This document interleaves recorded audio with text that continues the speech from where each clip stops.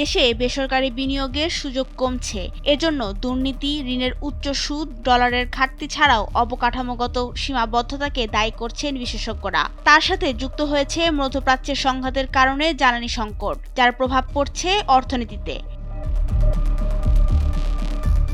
সম্প্রতি অর্থমন্ত্রী আমির খসরু মাহমুদ চৌধুরী বলছেন, ইরান যুদ্ধের কারণে ইতোমধ্যে বাংলাদেশের $4 বিলিয়ন বা 50,000 কোটি টাকা ক্ষতি হয়েছে। ফলে এবছর মূল্যস্ফীতি আরও বাড়বে, দরিদ্র মানুষের সংখ্যা বেড়ে যাবে এবং মানুষের আয় কমার কারণে অর্থনীতিতে চাহিদা কমবে। এসবের প্রভাব পড়বে মোট দেশজ উৎপাদন জিডিপিতে।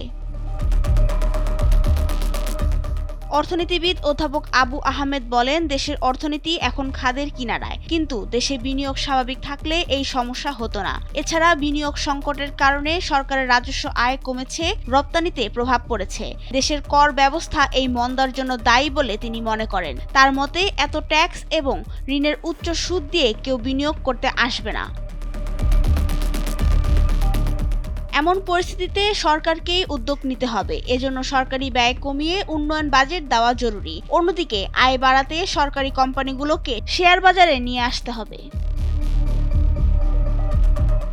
সম্প্রতি বাংলাদেশের অর্থনীতি নিয়ে একটি প্রতিবেদন দিয়েছে বিশ্বব্যাংক। বাংলাদেশ ডেভেলপমেন্ট আপডেট নামে এই প্রতিবেদনে বলা হয়েছে, মধ্যপ্রাচ্য সংঘাতের কারণে দেশের 6টি খাতে প্রভাব পড়বে, যার মধ্যে একটি আমদানি বাড়বে, তবে রপ্তানি কমবে। কিন্তু 2026 সালের মধ্যে দেশে আরও 12 লাখ মানুষ নতুন করে দারিদ্র্যসীমার নিচে নামবে বলেও ধারণা করা হচ্ছে।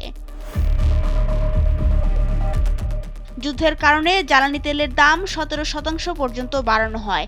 এতে পণ্য মূল্য বৃদ্ধি, পরিবহনে বাড়তি ভাড়া, বিদ্যুৎ উৎপাদনে ঘাটতি দেখা দিয়েছে। বিনিয়োগে এগুলোরও নেতিবাচক প্রভাব পড়ছে। নাবিলা রহিম, সময়ের আলো।